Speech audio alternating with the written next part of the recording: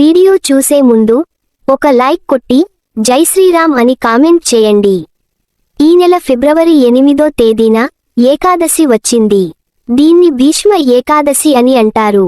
మాఘమాసంలో వచ్చే ఏకాదశిని అత్యంత శక్తివంతమైనదిగా భావిస్తారు. అయితే ఈ నెలలో వచ్చిన భీష్మ ఏకాదశి శనివారంతో కలిసి రావడం ఇంకా విశేషం. మాఘమాసంలో శనివారం రోజున భీష్మ ఏకాదశి వచ్చింది. ఇలా అత్యంత అరుదుగా వస్తుంది. కాబట్టి ఇంతటి శక్తివంతమైన ఏకాదశి రోజున కొన్ని విధివిధానాలు పాటించడం ద్వారా ఆకస్మిక ధనలాభాలు చేకూరుతాయి. వెంకటేశ్వర స్వామి అనుగ్రహంతో మీ కుటుంబానికి అఖండ రాజయోగం ప్రాప్తిస్తుంది. ఏకాదశి పూజా విధానాలు, పాటించాల్సిన పరిహారాల గురించి ఈ వీడియోలో తెలుసుకుందాం. ముందుగా ఈ వీడియోకి ఒక లైక్ కొట్టి మన ఛానల్ని సబ్స్క్రైబ్ చేసుకోండి. లైక్ కొట్టడం మాత్రం అస్సలు మర్చిపోకండి. ఈ నెల ఫిబ్రవరి 8వ తేదీన శనివారం నాడు భీష్మ ఏకాదశి వచ్చింది. ఇది చాలా శక్తివంతమైన ఏకాదశి. శనివారంతో కలిసొచ్చిన ఏకాదశి రోజున విశేషంగా వెంకటేశ్వర స్వామి పూజిస్తే కోటి జన్మల పుణ్యఫలితాన్ని పొందవచ్చు. తిన్నా తరగని ఐశ్వర్యం లభిస్తుంది. కాబట్టి ఈ ఏకాదశి రోజున ప్రతి ఒక్కరూ ఉదయాన్నే నిద్ర లేచి ఇంట్లో వెంకటేశ్వర స్వామిని పూజించండి. ముఖ్యంగా ఈ ఏకాదశి రోజున స్నానం చేసేటప్పుడు నీటిలో 2 తులసి ఆకులను వేసుకుని ఆ నీటితో తలస్నానం చేస్తే పుణ్యనదుల్లో స్నానం చేసినంత పుణ్యం దక్కుతుంది. జాతక దోషాలన్నీ తొలగిపోయి విపరీతమైన అదృష్టం కలిసొస్తుంది. ఈ పవిత్రమైన ఏకాదశి రోజున పెళ్లైన ఆడవారు తప్పకుండా తలస్నానం చేయాలి. ఏకాదశి రోజున చేసే పూజలకు రెట్టింపు పుణ్యఫలితం లభిస్తుంది. ఏకాదశి రోజున ఎవరైతే ఇంట్లో పూజ చేసుకుంటారో అలాంటి వారికి అఖండ రాజయోగం ప్రాప్తిస్తుంది. ఈ శక్తివంతమైన ఏకాదశి రోజున వెంకటేశ్వర స్వామిని భక్తి శ్రద్ధలతో పూజిస్తే మీరు చేసే పూజలు నేరుగా స్వామివారి పాదాల చెంతకు చేరుతాయి. కాబట్టి ఏకాదశి రోజున తప్పకుండా వెంకటేశ్వర స్వామిని పూజించండి. ఏకాదశి రోజున ఇంట్లో పూజ చేసేటప్పుడు బియ్యపిండితో 2 పిండి దీపాలు తయారు చేసుకుని పిండి దీపాలకు కుంకుమ బొట్లు పెట్టి అందులో ఆవు నెయ్యిని పోసి 7 ఒత్తులతో దీపారాధన చేయండి. వెంకటేశ్వర స్వామి పూజలో పిండి దీపాలకు చాలా విశిష్టత ఉంటుంది. ఏకాదశి రోజున ఎవరైతే పిండి దీపాలు వెలిగిస్తారో అలాంటి ఇళ్లలో లక్ష్మీదేవి తిష్ట వేసుకుని కూర్చుంటుంది. ఇక మీ ఇల్లంతా డబ్బుతో నిండిపోతుంది. అన్నిటికన్నా ముఖ్యంగా ఏకాదశి రోజున పూజ చేసేవారు వెంకటేశ్వర స్వామి పటానికి తులసిమాలను సమర్పించి స్వామివారికి నమస్కారం చేసుకుంటే మీ మనసులో ఏది కోరుకున్నా సరే అది ఖచ్చితంగా నెరవేరుతుంది. ఏకాదశి రోజున పూజ పూర్తయిన తర్వాత స్వామివారికి వేసిన తులసిమాలను తీసి మీ బీరువాలో పెట్టుకోండి. ఇలా చేయడం ద్వారా మీ ఇంట్లో డబ్బు సమస్యలే ఏర్పడవు. జీవితాంతం కుబేర రాజయోగాన్ని అనుభవిస్తారు.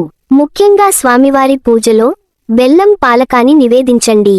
వెంకటేశ్వర స్వామి పూజించేటప్పుడు ఓం గోవిందాయ నమః అనే మంత్రాన్ని చదువుతూ స్వామివారిని భక్తిశ్రద్ధలతో పూజించండి. ఈ విధంగా వెంకటేశ్వర స్వామిని పూజించి చివరిగా 5 ప్రదక్షిణాలు చేసి స్వామివారికి నమస్కారం చేసుకోండి.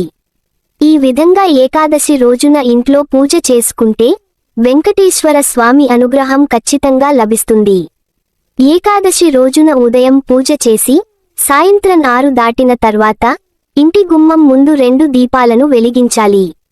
ఈ దీపాలు లక్ష్మీదేవిని ఆహ్వానిస్తాయి.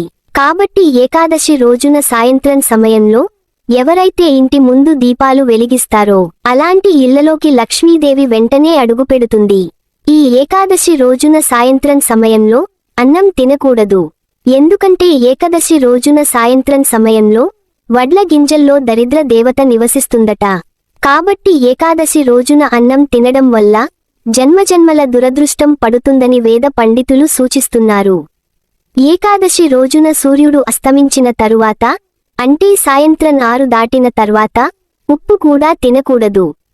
ఏకాదశి రోజున ఉప్పు తింటే అనారోగ్య సమస్యలు వచ్చే అవకాశం ఉంది. కాబట్టి వీలైనంత వరకు ఏకాదశి రోజున ఉప్పు తినడం మానుకోండి.